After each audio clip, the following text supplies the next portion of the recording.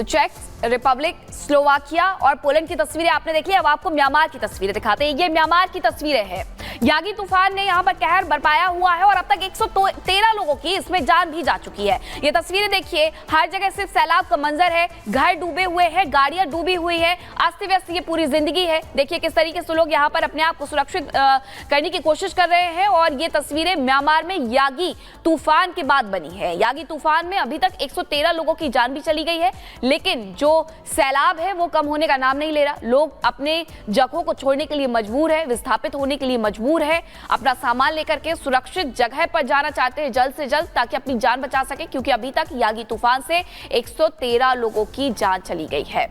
हर जगह बाढ़ बारिश का सितम इस कदर है कि आप सोच भी नहीं सकते हैं। सेंट्रल यूरोप से लेकर के एशिया तक ये तस्वीरें सामने आ रही हैं। ये दो तस्वीरें देखिए जहां बाढ़ बारिश के कहर में घर डूबे हैं, गाड़ियां डूबी है, तो दूसरी तस्वीर साफ तौर पर ये दिखा रही है कि लोग अपने आप को सुरक्षित जगह पर जल्द से जल्द पहुंचाना चाहते हैं। अपने पशुओं के साथ अपने घर से वो विस्थापित हो चुके हैं। विस्थापित होने के लिए यागी तूफान ने उन्हें मजबूर किया है, जिसने 113 लोगों की जान ले ली है। चेक रिपब्लिक, स्लोवाकिया, पोलैंड, म्यांमार, और ये तस्वीरें हर जगह से इसी तरीके से आ रही है कि देखिए सितंबर का महीना आ गया है, लेकिन अभी भी बारिश का सितम कम नहीं हो रहा है, बाढ़ बारिश का कहर कम नहीं हो रहा है। हर जगह ऐसी ही तस्वीरें हैं। मध्य यूरोप की तस्वीरें हों या फिर उसके अलावा एशिया की तस्वीरें हों, ये तस्वीरें ये बता रही हैं कि बाढ़ बारिश ने कहर बरपाया हुआ है, लोगों की जिंदगी अस्त व्यस्त कर दी है। ये दो तस्वीरें हैं, घर पूरी तरीके से डूबे हुए हैं और दूसरी तरफ लोग खुद को विस्थापित कर रहे हैं।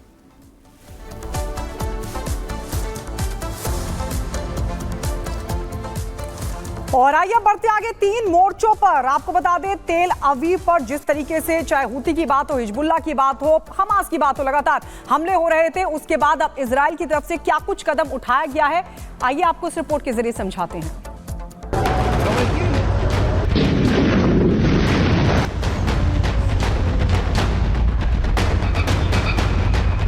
अरब में महासंग्राम का बिगुल बज चुका है।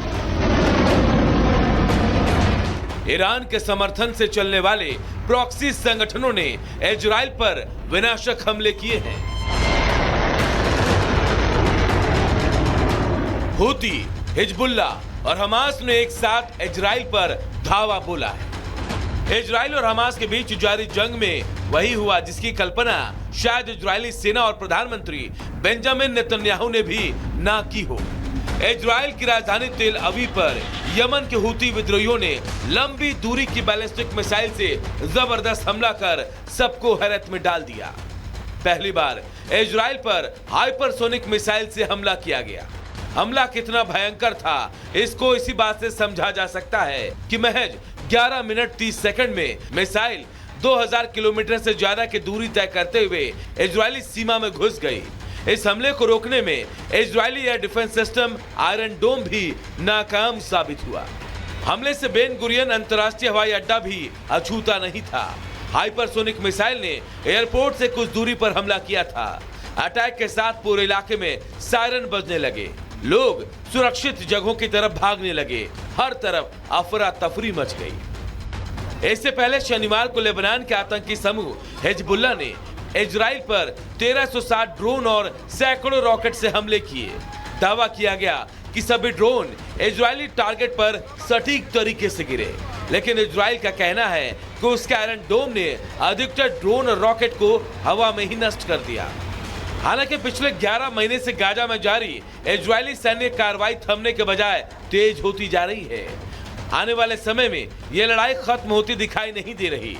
ऐसे में सवाल उठता है कि इस युद्ध का अंत आखिर कब होगा, या फिर यह विनाश लीला ऐसे ही सैकड़ों जिंदगियों को तबाह करती रहेगी।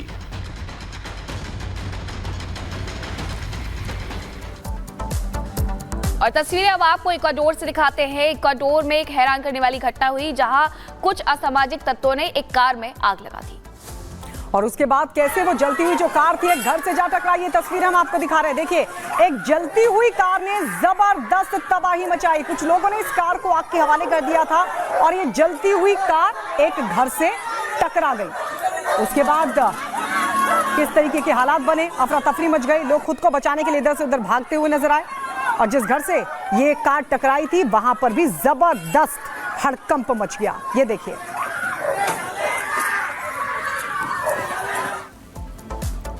और अब आपको तस्वीरें तुर्की की दिखा देते हैं, जहां तुर्की में एक ब्लास्ट हुआ, उसके बाद सिर्फ और सिर्फ आग लगी हुई नजर आई। हर तरफ से चारों तरफ जो धुएं का गुबार है वो नजर आया। फैक्ट्री में ये भीषण आग लग गई थी। धमाके के साथ आग लगने से इलाके में भी भगदड़ जैसा माहौल हो गया। तुर्की की ये तस्वीरें हैं और तुर्की की जिस फैक्ट्री में भीषण आग लगी है, बताया जा रहा है कि 21 लोग इसमें घायल हुए हैं। एक्सप्लोजन हुआ और इसी के साथ ये आग लग गई। 21 लोग घायल हैं, 2 की हालत गंभीर बताई जा रही है। आग की जो धुआं है, धुएं का जो गुबार है वो दूर दूर तक उठते हुए देखा जा सकता है कि ब्लास्ट के बाद किस तरीके से धुएं का गुबार यहाँ पर उठा और 21 लोग इसमें घायल हुए हैं, 2 की हालत जिसमें गंभीर है। तुर्की की एक घटना है जहां एक्सप्लोजन के बाद ये भीषण आग लग गई।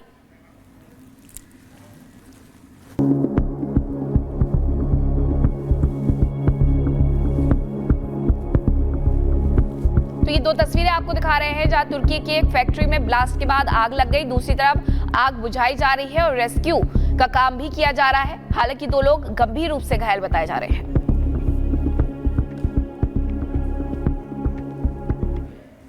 और आइए बढ़ते आगे। कंगाली में डूबे पाकिस्तान को दिवालिया होने से बचाने के लिए प्रधानमंत्री नरेंद्र मोदी का मॉडल लागू करना होगा। एशियन डेवलपमेंट बैंक ने पाकिस्तान को प्रधानमंत्री नरेंद्र मोदी की शिक्षा योजना समाज में सभी के लिए शिक्षा की समझ यानी कि उल्लास को अपनाने की सलाह दी है, ताकि देश की खराब शिक्षा प्रणाली को सुधारा जा सके और गुणवत्तापूर्ण प्रशिक्षण दिया जा सके। क्या प्रधानमंत्री मोदी के मॉडल से होगा पाकिस्तान का उद्धार? इस रिपोर्ट में देखिए।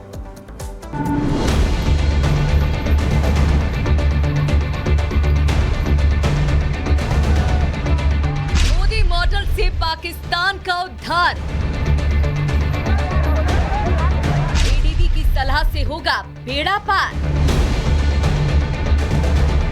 पाक में मोदी के विकास मॉडल की गूंज। पाकिस्तानियों, भारत से कुछ सीख लो।